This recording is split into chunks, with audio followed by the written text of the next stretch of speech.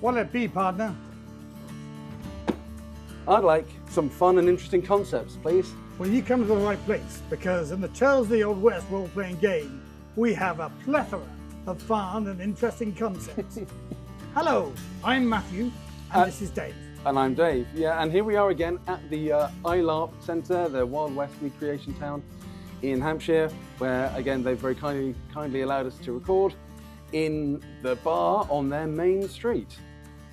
And we are talking about fun concepts here in the game today, and I think we can describe these as maybe some of the more cinematic, the more mythic elements of the Old West that we felt were really important to include rules for, that aren't just about how your character interacts with the world, but if you like, extra rules for things like, for example, Dave, horses. Horses, yeah. So I mean, you may wish just to ride your horse and enjoy that, and you can do that in this game. But if you love your horses and you want to get more deeply into where they come from, what kind of horse they are, what they can do, then the rules in Tales of the Old West allow you to do that. You can capture your own horse, you can break it to ride it, you can train it. But horses in the Old West, in Tales of the Old West, have their own stats. They have their own abilities. They each come with flaws and qualities. And you know, if you're a good horseman, you can train out bad flaws, you can train in good qualities, and you can end up riding the horse of your dreams, which then perhaps becomes the Companion animal. A companion animal. We do have a talent that allows you to create, make your horse into a companion animal, and you gain benefits for that. But I was going to say, there might be covetous eyes of other people who love horses, but don't have a horse as good as yours. Horse thieves. Horse thieves should be hung wherever they're found. Well, there is a gallows here, that's for sure. That is the rule of the West. But horses are just one aspect that we felt needed special rules for a role-playing game. Another thing that features a lot is conflict, of course. And importantly, people always think about the shootouts, and we've got rules on shootouts, believe me. But also, some of the most important conflicts that happen in the Old West don't use guns at all. They're social. And so we really wanted to expand upon the sort of social conflict that you can get out of the Year Zero system. Yeah, being able to win a fight just by staring the other guy down. Being able to persuade someone to do something that they don't really want to do. Being able to sway a crowd to vote you in as sheriff, or maybe vote you in as the local mayor. All these things are things that are critical and found all over the place in movies and books. And we wanted to make sure that you could have that feel in our game as well. The rules that we've got in Tales of the Old West around social conflict mirror, in some ways, the rules for violent conflict, in that you can take damage to two of your stats, two of your attributes. Your doubt, your docility, which is your ability to learn effectively. You can have doubts.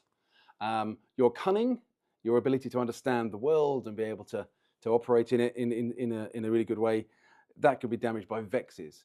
And in a social conflict, you can take damage to those two attributes. You can decide to give up and say, okay, you win. I don't want to take any more damage to those attributes. I give up. You win the face down, or you win this. But you can also be broken with doubt and with vexes, and effectively, with doubt, you have to leave the scene. With vexes, you might get an opportunity then to turn it into conflict of a more physical nature. You might get angry. Yeah. But yeah, you're out of that argument if you lose, if your doubts or your vexes match either one of your skills. Yeah. Now, Matthew earlier mentioned about violent conflict, and this is there's one area that we felt we had to look at, and that's dueling. Now, we all know that actually in the Wild West, for real, duels on the main street at dawn were pretty rare things. There's a handful of occasions recorded, but in the movies, in the media of the Wild West, they happen all the time. So we've created dueling rules. Now, interestingly, the first part of those dueling rules is all about the social conflict part. It's about staring the other man down or the other person down. So dueling isn't just about being quickest with the gun or being the best shot. It's about how do you cope with those situations. But the last thing I'll say about dueling is we've created these rules to recreate those high noon situations out on the main street. But these rules can be used in any conflict situation where two people are about to get into conflict. They haven't drawn their guns yet, but their eyes meet over a smoky saloon floor or across the street. And if the GM wants, they can then roll into the dueling rules rather than just... Smoothly as Sergio Leone does in all those spaghetti Exactly. westerns. Rather than just going straight, okay, let's draw for initiative.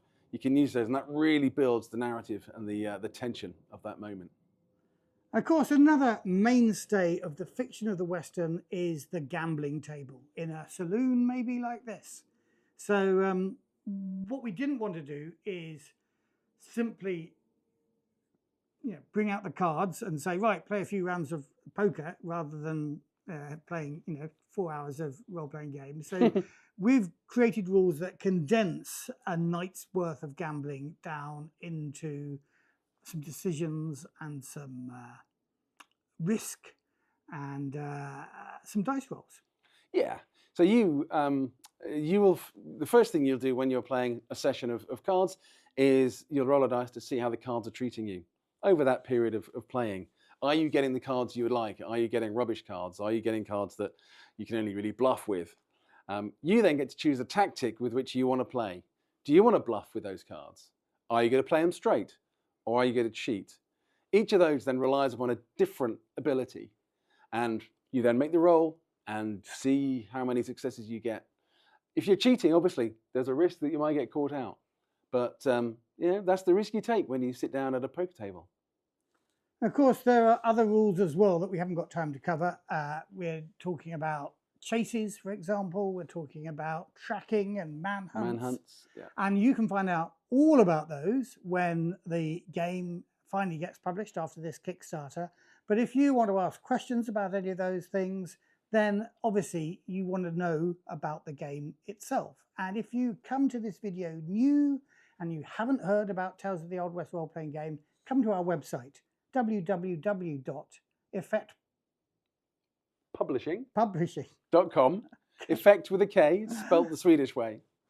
And you can sign up for our newsletter there, and you can also get a link to our drive-through page where you can download a free, and I have to say, a brilliant quick start guide that we've called a quick draw with a lot of the rules, fewer of these specialist rules, but I do think we've got the gunfight rules in here. We do. The dueling rules are in there, absolutely. The dueling rules are in there, and a great adventure and 5 pre-generated characters, so you can start playing straight away.